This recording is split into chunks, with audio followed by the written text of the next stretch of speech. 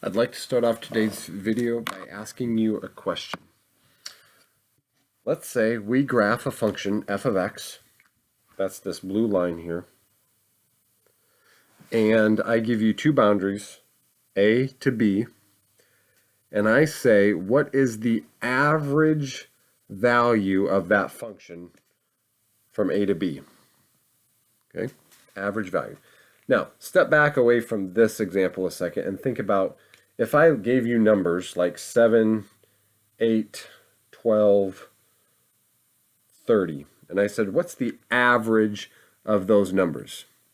Well, I hope you guys remember enough to say, well, the average comes from adding them all together and then dividing by, well, we have 4 of them. How many you have? Okay, that's how you find the average of a set of numbers.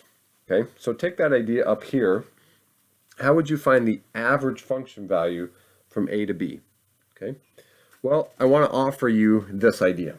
Okay, I want to offer you right next to a is another line that is C1.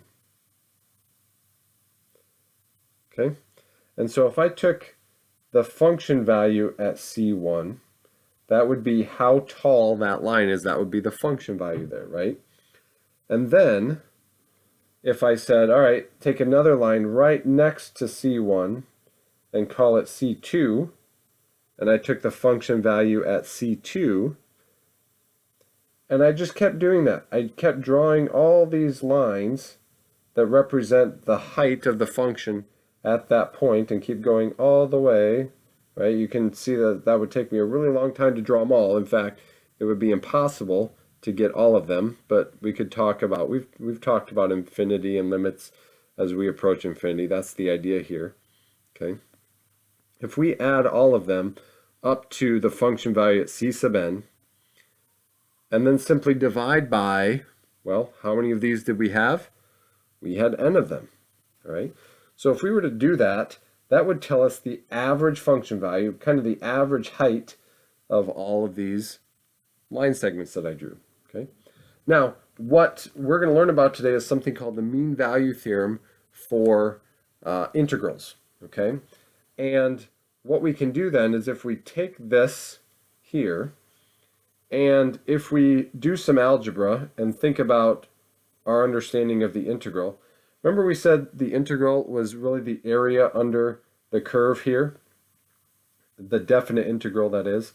So if we took the definite integral from a to b of f of x dx, do you guys agree that that really satisfies everything in the numerator here, right? That's adding up all these lines to get the total area under the curve. That should sound familiar, okay?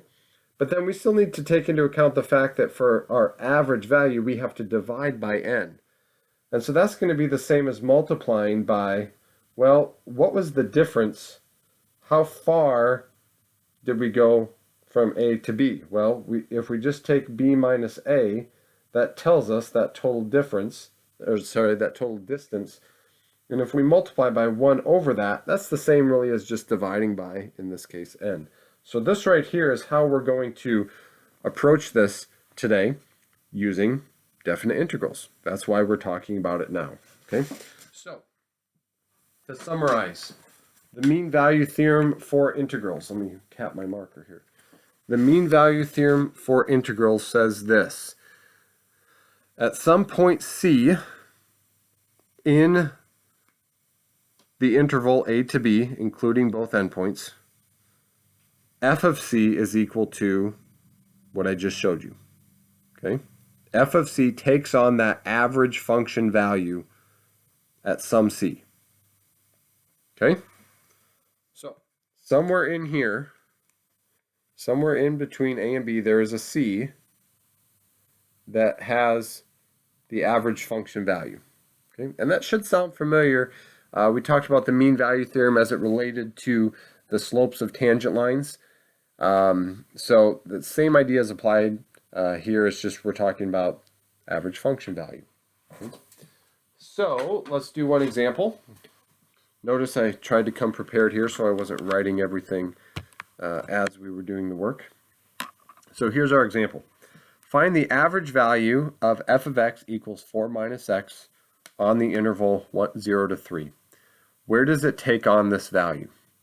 All right, so right now, here we go. F of x equal 4 minus x. There's your function graph. We're going from 0 to 3.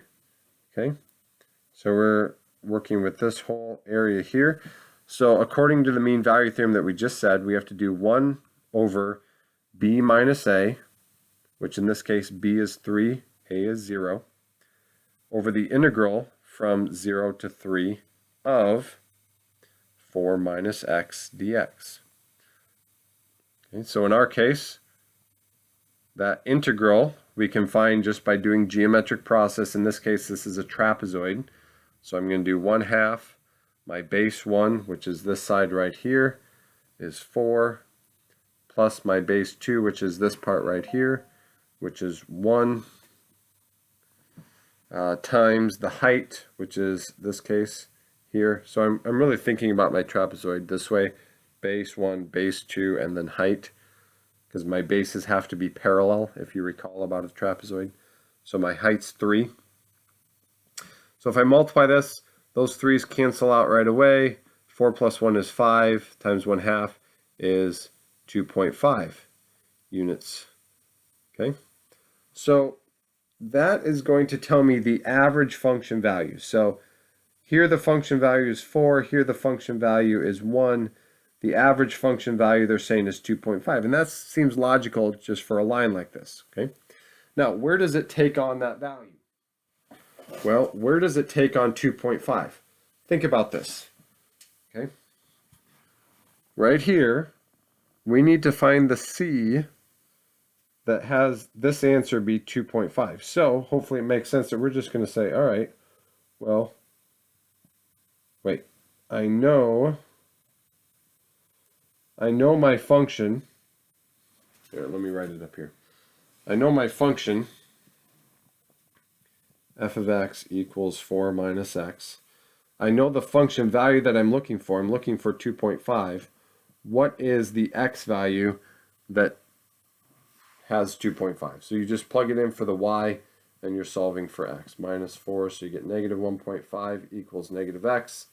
1.5 equals x. So at the point x equals 1.5, which again should make sense in this line example, that takes on the average function value there. Okay, so that's the first part of your notes today. You're also going to spend time watching a Khan Academy video. I feel like he does it better than I would, talking about the fundamental theorem of calculus part 1.